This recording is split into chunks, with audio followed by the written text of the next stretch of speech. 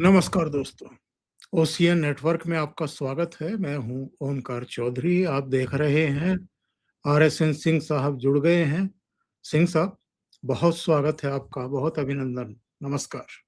और आपके दर्शकों को मेरा प्रणाम। जी। सिंह साहब, ये जो पिछले 1 डेढ़ महीने से हम देख रहे थे, संसद से कुछ ही कदमों की दूरी पर स्थित है जंतर मंतर, और वहां जिस तरह की भाषा, जिस तरह की गाली गलौच, जिस तरह का तांडव देखने को मिला, ऐसा लगा कि ये अभिव्यक्ति की स्वतंत्रता का कम और स्वच्छंदता का कुछ ज्यादा ही प्रदर्शन कर रहे थे। कोई अगर इनको रोकने टोकने की कोशिश करे तो ये पुलिस पर, प्रशासन पर, तंत्र पर सीधा अटैक कर रहे हैं।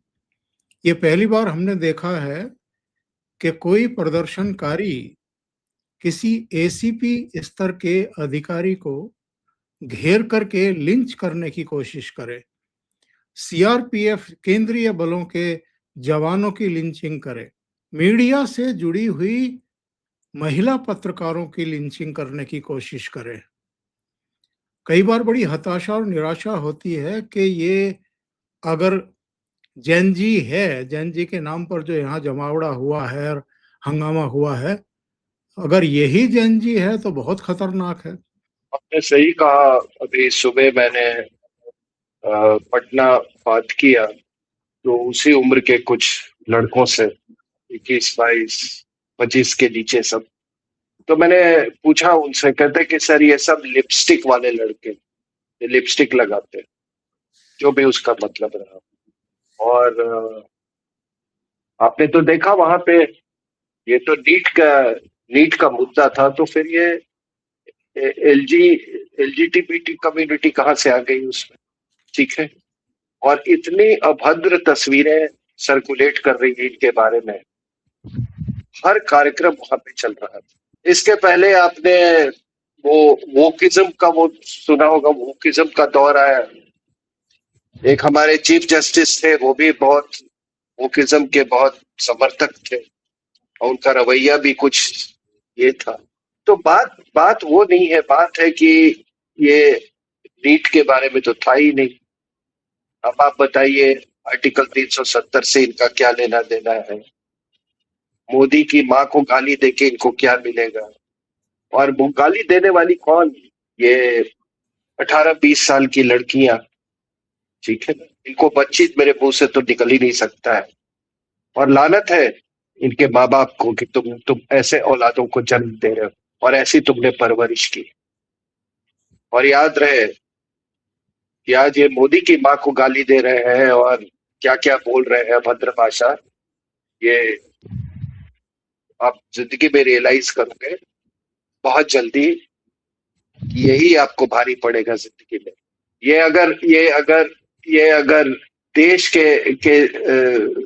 लिए नहीं है, तो ये परिवार के लिए भी कोई इनका इनका कोई योगदान नहीं है।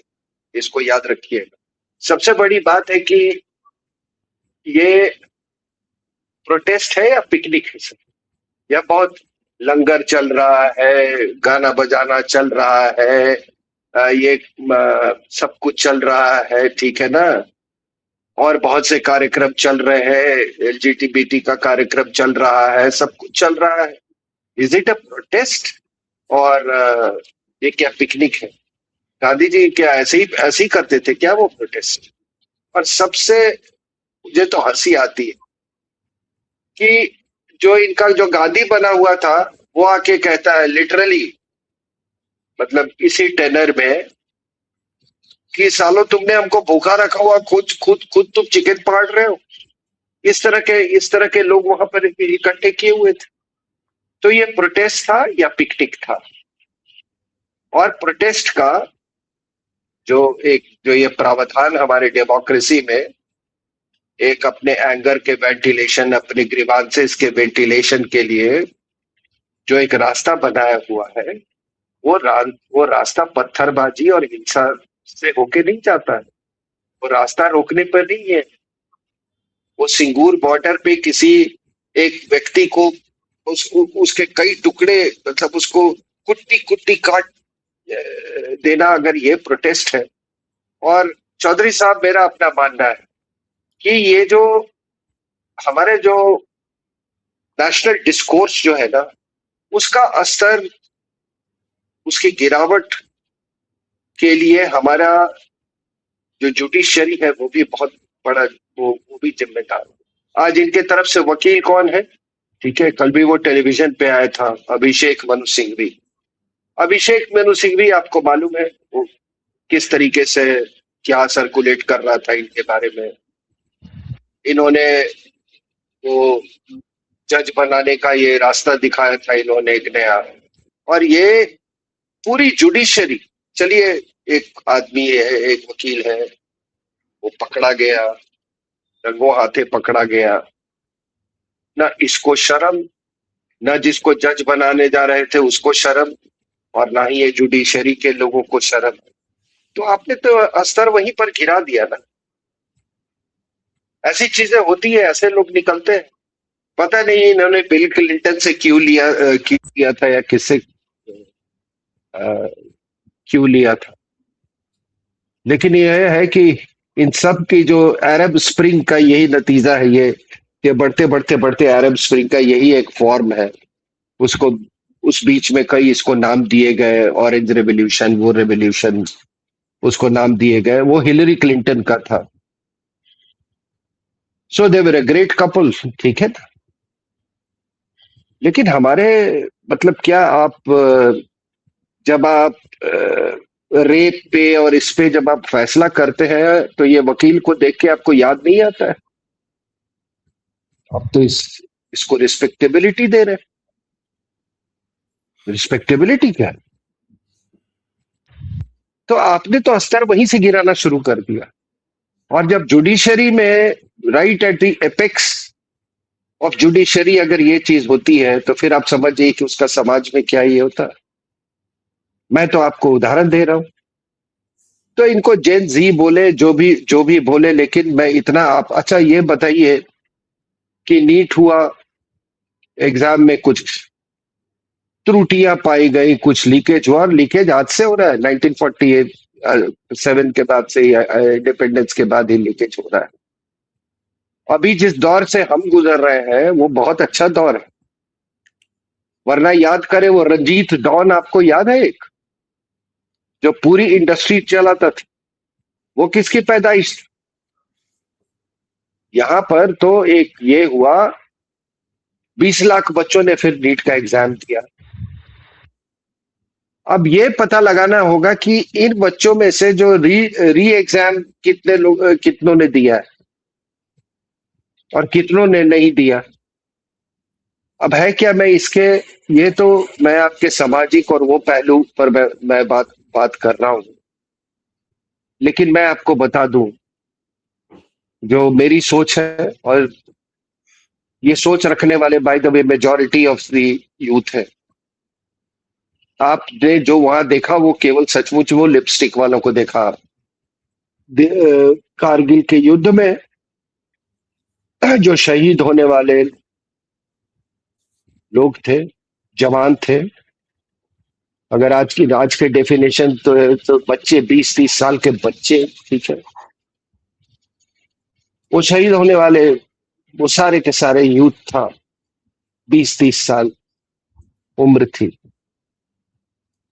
वो लड़के कौन थे? वो लिपस्टिक वाले जेन जी के बच्चे नहीं थे। वो यूथ जो था वो जैन भारत था। पोस्ट इंडिपेंडेंस जितनी लड़ाइयां हुई, चाहे 47 हुआ, 65 हुआ, 71 हुआ, उसके बाद ये जो कारगिल युद्ध है, मैं आपको बड़े अध्ययन के बाद ये आपको बता रहा हूं कि अगर आप दुनिया में वॉरफेयर का इतिहास ले लें तो इससे टेनेशियस, माउंटेन वॉरफेयर में इससे टेनेशियस अटैक नहीं हुए हैं। अमूमन आपको एक उदाहरण देते हैं। कि कहा जाता है कि जब आप माउंटेन्स में अटैक करते हैं तो आपकी सुपीरियोरिटी जो है वो 6:1 की होनी चाहिए, लेकिन हो सकता है 20:1 भी कम पड़ जाए। और ये जो अटैक्स हुए वो हाइट्स को रिकैप्चर करने के लिए, उसमें बहुत बहुत सारे उसमें रिस्ट्रिक्शंस थे, क्योंकि एक वो था कि कहीं ये एक बहुत व्यापक रूप न ले ले ये युद्ध। उस हालात में इन लड़कों ने अपनी जान के बिना परवाह किए आपके देश के की इज्जत बचाई, तिरंगे की इज्जत बचाई। वो जैन भारत के बच्चे थे, ये नालायकों की तरह ये लिपस्टिक वाले नहीं थे, ठीक है ना सर। और जैन इंडिया और जैन भारत में बहुत फर्क है, ठीक है ना सर। जी जी। जैन जैन इंडिया और जैन जैन भारत जो है वो ये प्रोडक्ट है एक ऐसे देश का जो कि दुनिया का 4th लार्जेस्ट इकोनॉमी, ठीक है ना। आपको किस बात की तकलीफ? हम लोग जब सियाचिन ग्लेशियर में थे सर, 1986 की बात कर रहा हूँ, हमारा सियाचिन अलाउंस जो था वो जस्ट 250 रुपीज था। हमने कभी कंप्लेन नहीं किया, हमने सोचा भी नहीं उस जमाने में। हम तो जो हम लोग इन्फेंट्री में होते थे, ज्यादातर अफसर अपना पे स्लिप भी नहीं देखते थे। कभी ये नहीं सोचते थे कि कहाँ मकान होगा, कहाँ दुकान, कुछ कुछ कुछ नहीं। हम लोग जैन भारत के लोग, और आज तो ये 4th लार्जेस्ट इकोनॉमी।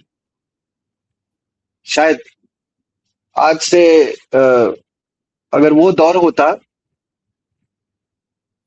अगर ये 4th लार्जेस्ट इकोनॉमी नहीं होता, तो ये जुनैद जो है वो फ्री खाना नहीं बांट रहा होता, वो आईएसआई से जो पैसे आए होंगे वो सब।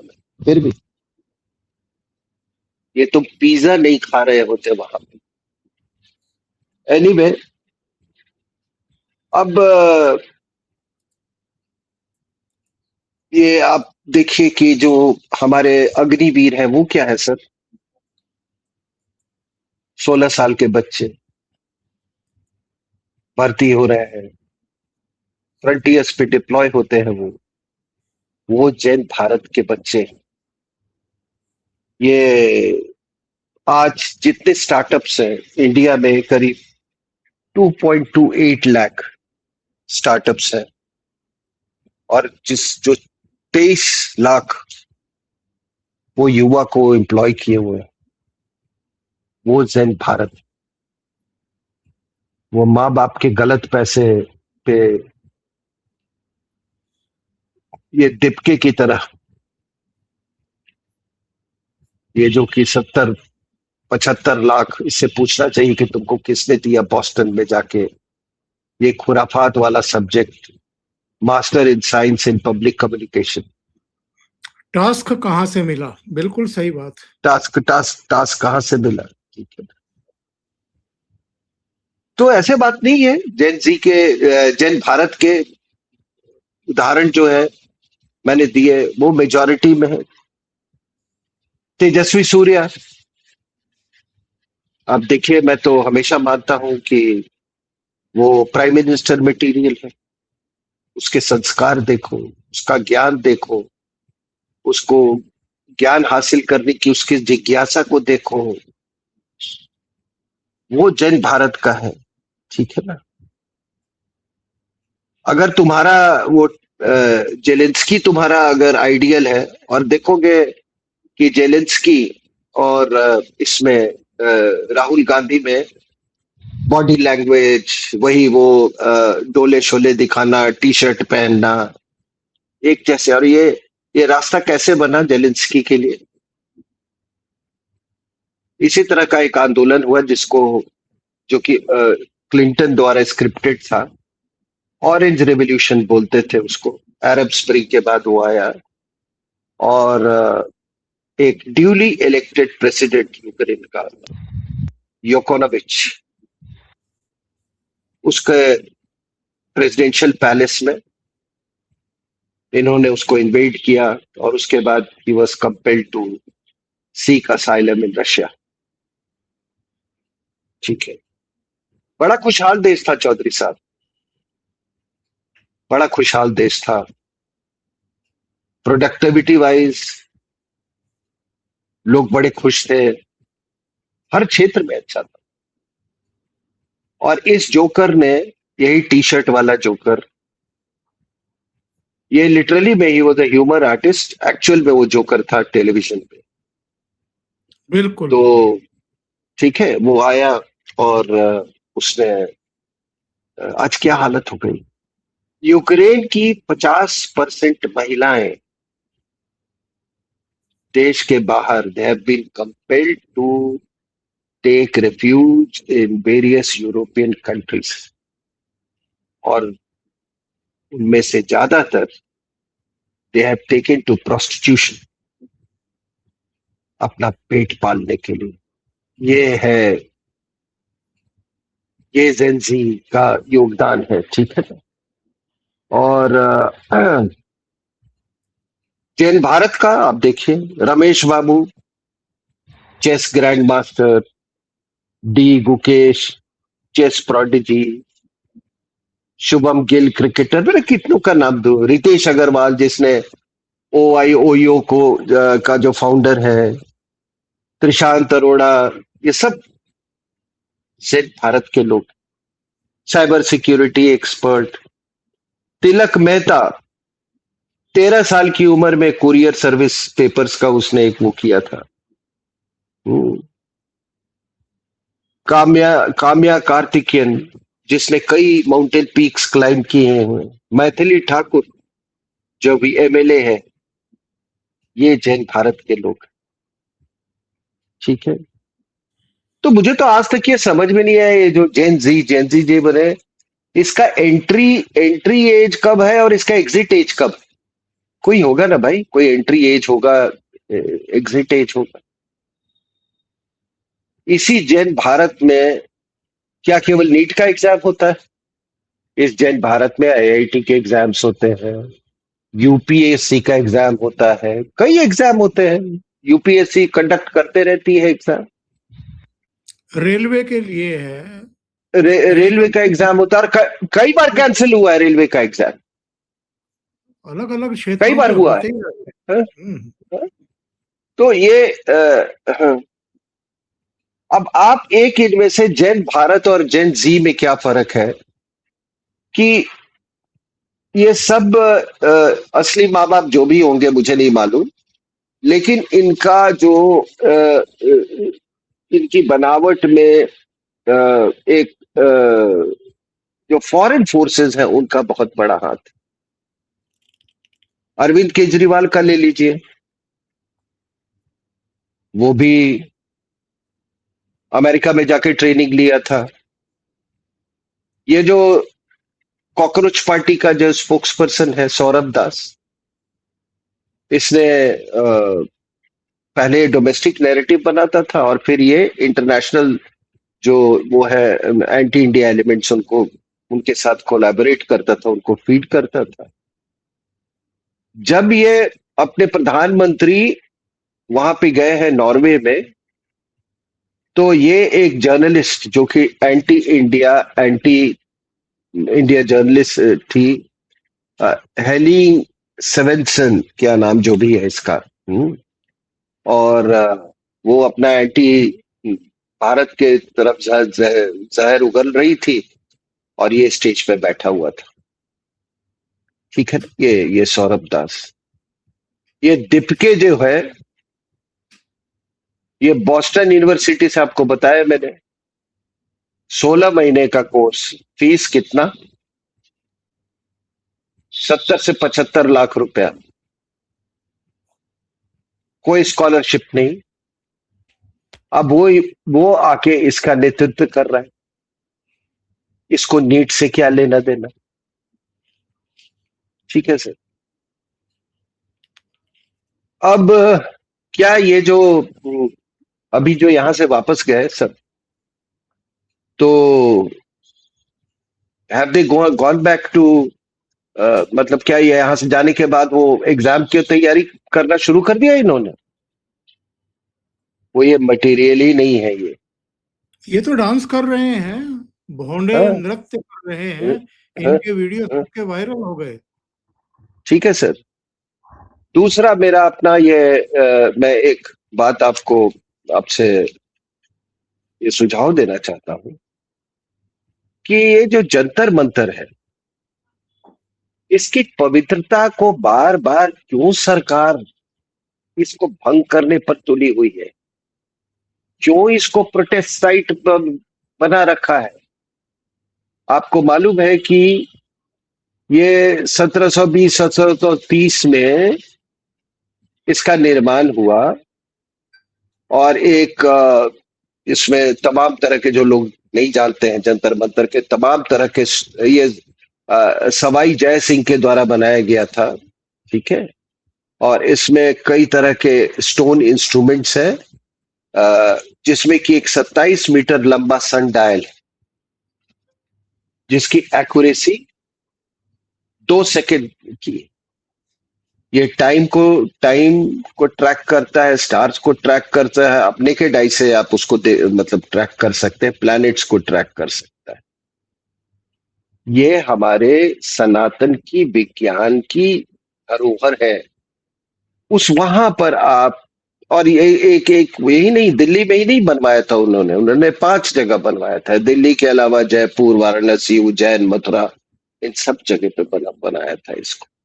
आप इनसे काश आप इनको बुला के कोई पूछता कि ये जंतर मंतर जहां तुम बैठे हुए थे, जहां पिज्जा खा रहे थे, जुनैद की वो गंदी सी तुम वो खा रहे थे, वो क्या बिरयानी, वो वो है क्या चीज जंतर मंतर? तो ऐसे पवित्र जगह को, कि जो कि सनातन का जो और विज्ञान का जो रिश्ता है, उसका ये एक बहुत बड़ा ये धरोहर है, वहां पर आप ऐसे लोगों को बिठाते हैं बार बार।